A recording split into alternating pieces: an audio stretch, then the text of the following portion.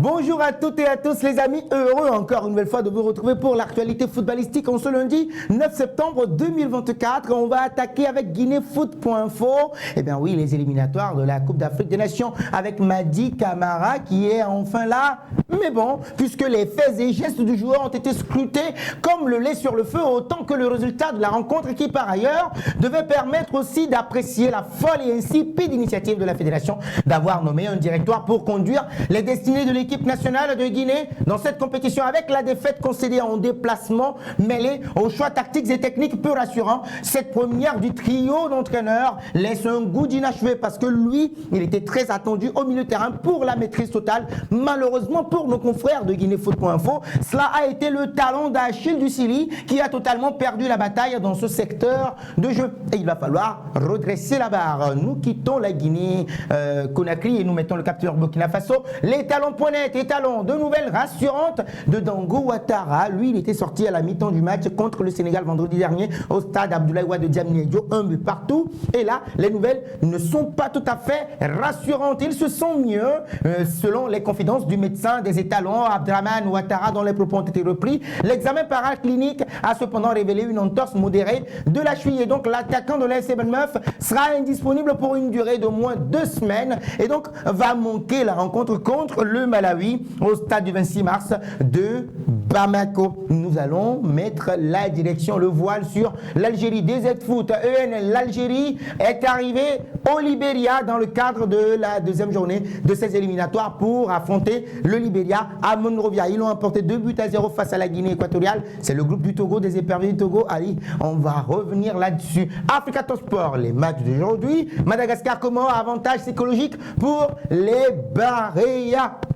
Déjà, ce derby de l'océan Indien s'annonce palpitant dans la mesure où les deux équipes auront à cœur de mieux faire après les défaites. En tout cas, la défaite des Baréas contre la Tunisie 1-0 et le match nul des Sélacanthes contre la Gambie, un but partout. Et on rappelle que la Tunisie l'a emporté 2-1 face à la Gambie et domine justement ce groupe A de ces éliminatoires. Mais avantage justement pour les Comores de leur côté, enfin pas pour les Comores, mais plutôt pour Madagascar qui, en plus de ne plus avoir perdu contre les Comores depuis 4 matchs, toutes compétitions confondues, ont récemment battu leur adversaire 2-1. Les Sélacanthes ne vont pas bien, eux aussi, de leur côté, en manque de confiance. Le Bénin, les 229foot.com, les Guépards en quête de rédemption face à la Libye. Ils ont été désillusionnés 3-0 à Ouyo face aux Super Eagles du Nigeria. Et là, maintenant, il faut rebondir. Les hommes de Gare Notre Or doivent rebondir face à la Libye également, qui a un tout petit peu souffert la dernière fois. Et bien, ce sera demain, mardi 10 septembre, à 20h au stade Félix Houphouët-Boigny d'Abidjan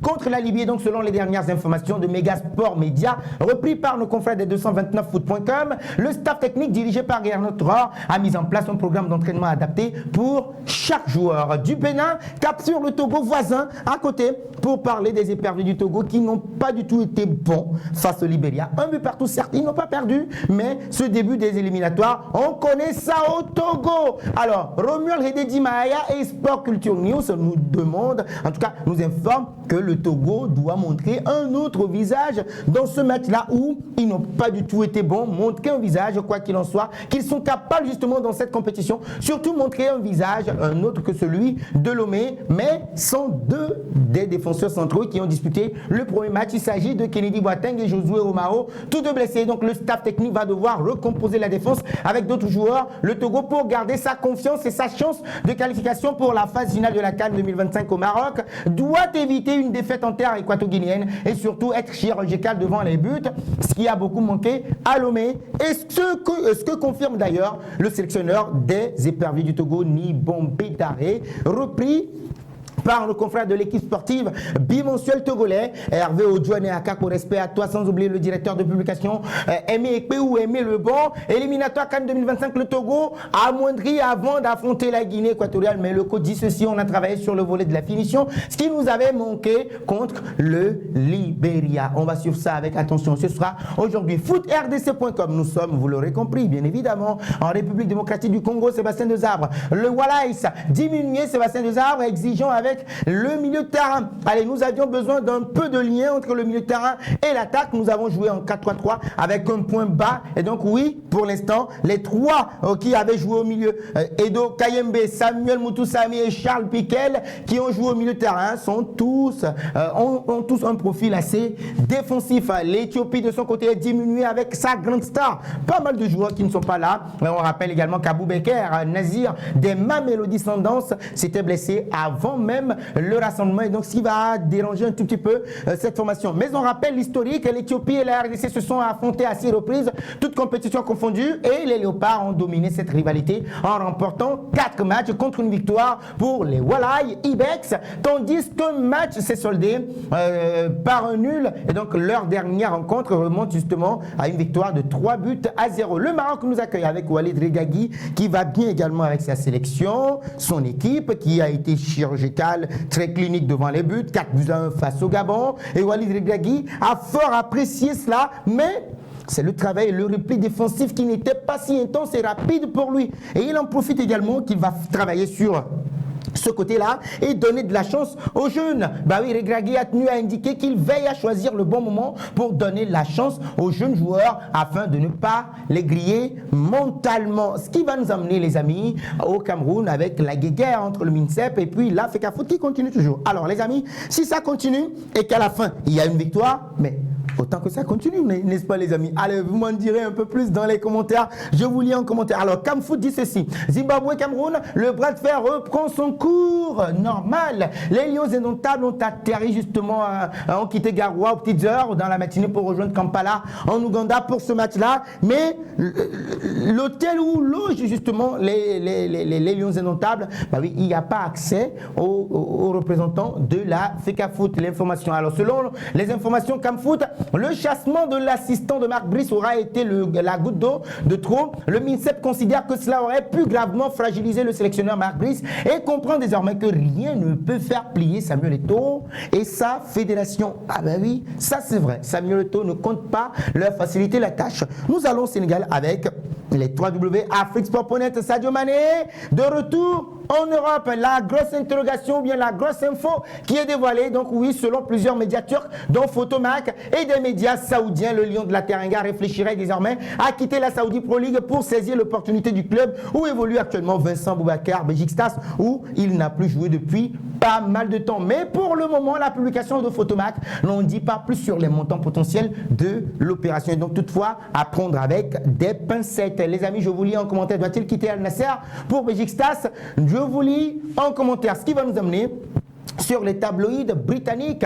Carsley, win over Ireland showed me I can hack it as permanent boys. Oui, gagner contre l'Irlande m'a fait croire que je pouvais, ou bien, ouais, je pouvais diriger l'équipe de l'Angleterre comme entraîneur titulaire. C'est repris par des Sunspurs et c'est tous les autres également qui suivent le pas comme des moutons de Parnuich. Lovely job, Lee. We are rogues. I'm meant for Lions. No doubt about it. Ne doutez pas de cela, je suis l'homme pour les Freelands d'Angleterre. Le Daily Express Sport, ready to reign. Carsley, I was plagued by self-doubt, but now, no, I'm the right man. J'étais un tout petit peu englué dans un doute en soi, mais là, manque de confiance en soi, mais là, je suis sûr et certain que je suis l'homme de la situation pour les Freelands. Le Daily Telegraph également reste dans cette logique, I can do England job. Eh bien oui, tout comme je peux faire le travail de l'Angleterre, tout comme The Guardian, Carsley Dobbs, new coach admits not to fears over his ability to manage England. Oui, qu'il peut dépasser sa peur pour diriger l'équipe d'Angleterre. Mirror Sport également. League Nations, oui, pour parler de cette deuxième journée-là, l'Angleterre face à la Finlande. No doubt I'm in with a shout. Carsley goes from lacking confidence to believe in he can lead the Freelands. Il quitte d'un manque de confiance en soi vers une croyance comme quoi il peut diriger les Freelands d'Angleterre. Et c'était à la une également de des Times Sport. I was not sure I was up to job. Je n'étais pas du tout sûr que je pouvais diriger. En France, ce sont les fins ou bien c'est la fin des JO paralympiques ou bien des Jeux paralympiques. Le Figaro Sport en parle à sa une. Bah oui, plus audacieux, plus émouvant, plus grand pour ces Jeux paralympiques. Et l'équipe également